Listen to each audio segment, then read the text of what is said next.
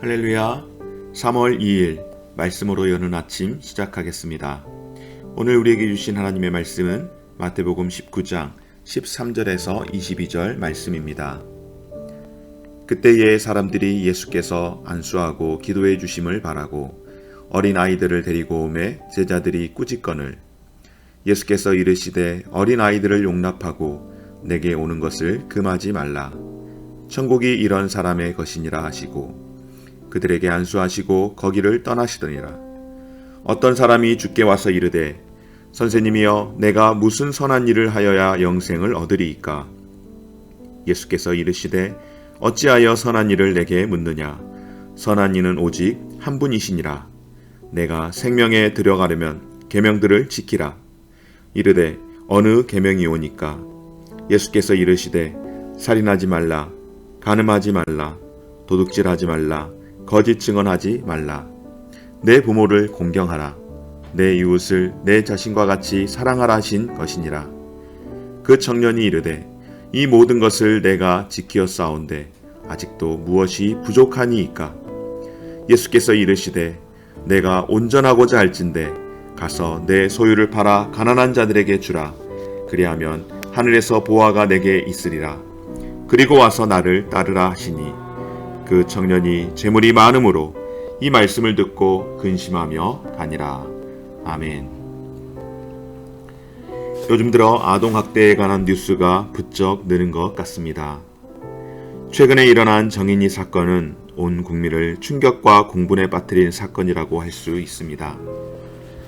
그런데 안타까운 것은 이런 뉴스가 끊이질 않는다는 것입니다. 그렇습니다, 여러분. 예수님 당시나 오늘이나 어린아이는 약자입니다. 오늘 13절에서 15절 말씀에 예수님의 소문이 여기저기 퍼지다 보니 예수님이 계시는 곳마다 많은 사람들과 함께 어린아이들도 모였습니다. 예수님에 대한 소문을 익히 들었기에 예수님이 아이들 머리에 손을 얹어 기도해 주시기를 바랐던 것입니다. 그런데 문제는 제자들이 아이들을 데리고 나온 사람들을 꾸짖으며 막아섰습니다. 아마도 제자들의 심정은 예수님께서 사역이 너무 바쁜데 아이들까지 일일이 신경 써야 하느냐며 하는 그런 마음이었을 겁니다. 예전에 시골 동네에 약장수가 오면 애들은 가고 부모님 데리고 오라고 하면서 홍보하던 시절이 있었습니다. 지금 제자들은 예수님이 어른들 상대하기도 만만치 않은데 아이들까지 신경 쓸 겨를이 없다고 생각해서 알아서 정리를 한 것입니다. 그러나 예수님은 아이들이 그분께 오는 것을 막지 말라고 하시며 천국이 이런 사람의 것이라고 말씀하십니다. 예수님께서 어린아이를 존중하시며 하나님 나라 일원으로 인정하신 것입니다. 여러분, 어린아이의 특징이 무엇일까요? 여러 가지를 생각해 볼 수 있겠지만 아이의 가장 큰 특징은 순수함이라고 할 수 있지 않겠습니까? 순전함이 아이들의 특징입니다. 또한 아이는 약자라고 말씀을 드렸던 것처럼 어린아이는 혼자서 할 수 있는 것이 별로 없는 매우 의존적인 존재입니다. 그런데 여러분, 신앙생활이라고 하는 것은 바로 이런 어린아이처럼 천국 백성은 겸손하게 또한 전적으로 하나님을 의지해야 할 수 있는 것입니다. 그러므로 어린아이가 의존적인 존재이며 어리석고 별로 도움이 되지 않는 존재인 것 같지만 역설적이게도 천국은 바로 이런 어린아이와 같은 사람이 자신의 약함을 알고 전적으로 하나님만 의지하기에 이런 사람은 어리석은 사람이 아니라 전능하신 하늘 아버지를 의지하는 가장 지혜로운 삶이며 바로 이런 사람에게 주어지는 것이라고 말씀을 하는 것입니다. 사랑하는 여러분, 천국 백성으로 살기 위해 내가 겸손히 전적으로 주님만 의존할 일은 무엇입니까? 오늘 말씀을 통해서 다시 한번 살피시고 결단할 수 있는 시간 되시기를 간절히 바랍니다. 계속해서 16절에서 22절 말씀을 보면 예수님과 부자 청년의 대화가 나옵니다. 유한한 인생에게 있어 영생은 가장 중요한 가치라고 할 수 있습니다.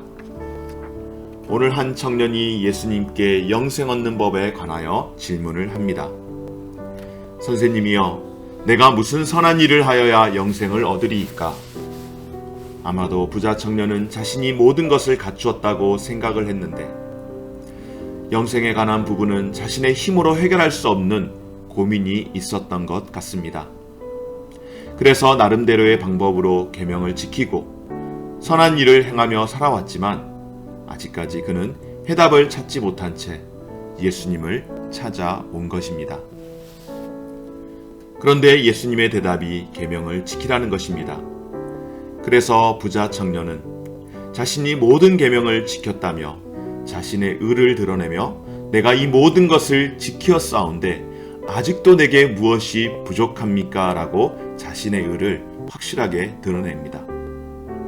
그때 예수님께서 부자 청년의 부족함을, 그의 문제점을 더 정확하게 드러내 주십니다. 내 소유를 팔아 가난한 자들에게 주라. 그리고 와서 나를 따르라.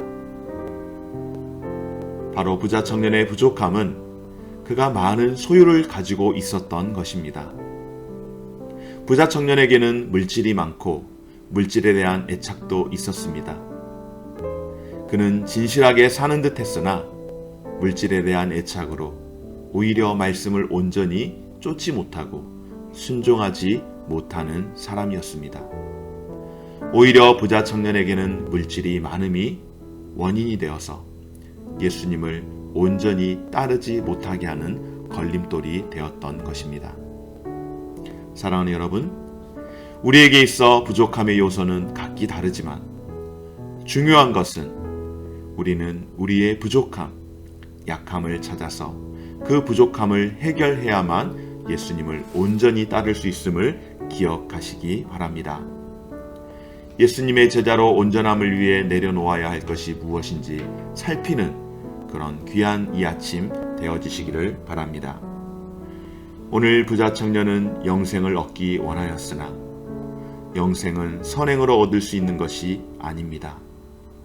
영생은 세상이 가치 있게 여기는 것들을 내려놓고 생명의 주인 되신 예수님만 온전히 따르며 이를 진정한 가치로 삼을 때 얻을 수 있음을 확신하시기 바랍니다.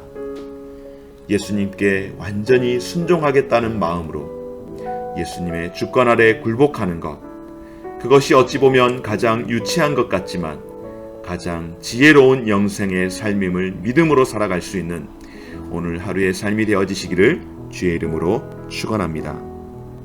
기도하겠습니다. 좋으신 하나님 감사드립니다. 오늘 우리에게 귀한 생명 주시고 하루를 살아갈 수 있는 은혜 베풀어 주시니 감사드립니다. 어린아이와 같지 아니하면은 천국을 소유할 수 없다라고 하신 말씀, 또한 내 소유를 팔아서 가난한 자들에게 주라, 그리고 와서 나를 따르라 말씀하시며 영생은 선행으로 얻을 수 있는 것이 아닌 오직 예수 그리스도를 진정한 가치로 삼고 따를 때 얻을 수 있음을 이 시간 기억합니다. 내가 온전함을 위해서 내려놓아야 할 것이 무엇인지를 다시 한번 돌아보고 결단할 수 있는 이 아침 하루의 삶이 되게 하여 주옵소서. 주님을 따르겠다라고 하면서 우리의 소유를 여전히 내려놓지 못하였던 지난날의 우리의 욕심들을 내려놓고 회개하며 과감하게 모든 것을 내려놓고 기쁨으로 온전히 주님 앞에 순종하며 살아갈 수 있는 삶이 되게 하여 주옵소서.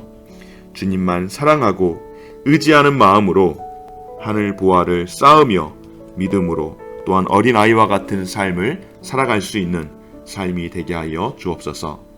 예수님의 이름으로 기도드립니다. 아멘.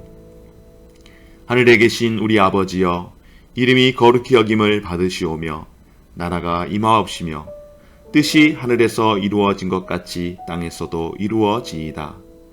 오늘 우리에게 일용할 양식을 주시옵고 우리가 우리에게 죄 지은 자를 사하여 준 것 같이 우리 죄를 사하여 주시옵고 우리를 시험에 들게 하지 마시옵고 다만 악에서 구하시옵소서.